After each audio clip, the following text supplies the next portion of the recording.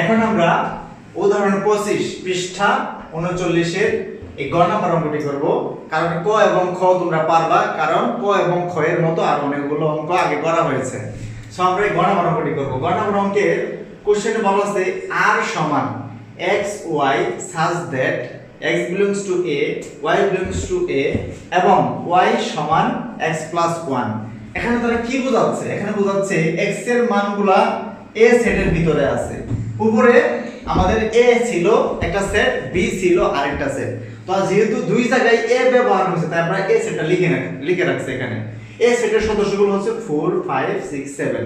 তো এখানে বলছি x এর মানটা a থেকেই নিতে হবে, মানে x এর মানগুলো এখানেই আছে, আর y belongs to a মানে y এর মানগুলো এই সেট থেকে নিতে হবে বা এর মধ্যেও থাকতে হবে।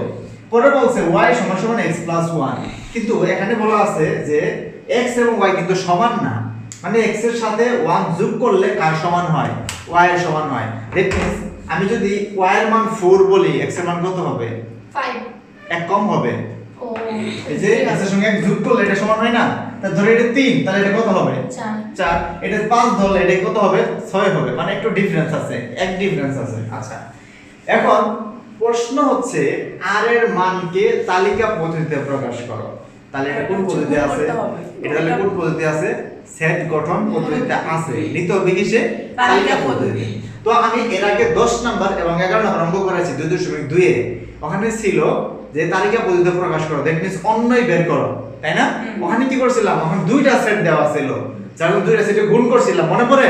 a একটা সেট, b একটা সেট, c একটা সেট, d একটা সেট। আমরা কিন্তু প্রথমে গুণ করছি, তারপরে এই শর্তটাকে আমরা কম্পেয়ার করছিলাম যে কোনটা কোনটা মেনে চলে, ঠিক আছে? কিন্তু এখানে গুণ করব না। কেন গুণ করব না? কারণ কাকে গুণ করব? ওই সময় তো দুইটা করে সেট ছিল, এখানে তো সেট একটা, কার সাথে কাকে গুণ করব? এখানে গুণ করে না। তার মানে তোমাকে মনে রাখতে হবে দুইটা সেট থাকলে গুণ করতে হয়, একটা সেট থাকলে বক্স করতে হয়। দুইটা সেট থাকলে গুণ করতে হয়, একটা সেট হলে বক্স করতে হয়। তাহলে বক্সটা কি? এই যে বক্স, দুই সারির একটা বক্স করবা। তারপর বাবা বানাইলে তো দুই সারি একটা বক্স হবে, উপরেরটা হবে x, নিচেরটা হবে y। x এর মানগুলা কি কি হবে? কয়টা মান আছে? 4টা। তাহলে এখানে 4টা ঘর করতে হবে।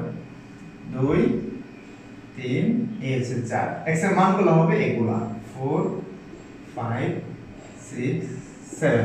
এখন 4 এর মান যদি এগুলো হয় 5 এর মানে y এর মানগুলো তো বলো তো কত? 5 হবে। এটা হবে 5, কারণ এই যে x plus 1, x এর মান 4, তাহলে যোগ করলে 1, তাহলে এটা 5, তাহলে কত হবে? এটা কত হবে? 7, এটা কত হবে? 8। এখন এখানে কিন্তু কন্ডিশন আছে, x এর মানগুলো এতে থাকবে, y এর মানগুলো এতে থাকবে। তাহলে বলো তো x এর মান তো আছেই, কারণ এখান থেকে তো x এর মানগুলো নিলাম, y এর মানগুলোর ভিতরে কোনটা কোনটা ওখানে আছে? 5 কি আছে? আছে। 6 কি আছে? আছে। 7 আছে? আছে। 9 কোনটা? 8। তাহলে এটা বাদ, আর এটা বাদ মানে এই পুরো ঘরটাই বাদ। তাহলে থাকি কয়টা? 3টা ঘর না? এই 3টা ঘরেই आंसर হবে। তাহলে আমরা কি লিখব? যেহেতু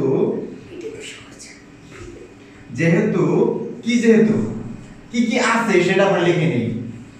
5, 6, 7 belongs to, মানে আছে, এই যে belongs to আছে, কার ভিতরে আছে? এর ভিতরে।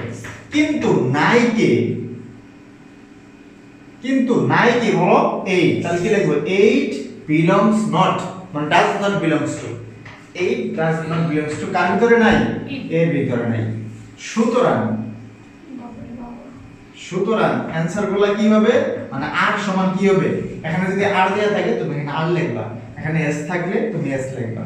অ্যানসার গুলো কি হবে? এই বক্স হবে, এই বক্স হবে আর এই বক্স হবে। তাহলে এটা যদি তুমি লেখো তাহলে আগে এটা লিখতে হবে, তারপরে এটা, that means 4, 5 second first bracket দিতে হবে। এবার এটাও তো অ্যানসার লিখবা, তার মানে এটা কার জন্য আসছে? 6 আসছে 5 এর জন্য না? তাহলে লিখতে হবে 5, 6।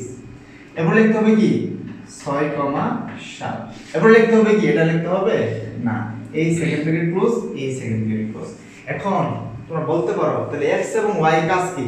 এই যে প্রথমগুলো হচ্ছে x আর পরেরগুলো হচ্ছে y, এইজন্য দুইটাকে জোড়ায় লিখলাম, যার জন্য এগুলো ক্রমজোড়। এটা একটা ক্রমজোড়, এটা একটা ক্রমজোড়, এটা একটা ক্রমজোড়। এটাই হচ্ছে তালিকা পদ্ধতিতে প্রকাশ। কারণ দেখো তো এটা বড় কমা আছে, এটার পরে কমা, তা আমরা তো জানি তালিকা পদ্ধতি মানে কি, কমা দিয়ে লেখা। এটা ছিল সেট গঠন, এটা হচ্ছে তালিকা পদ্ধতি, আর এটাই হচ্ছে আনসার পদ্ধতি।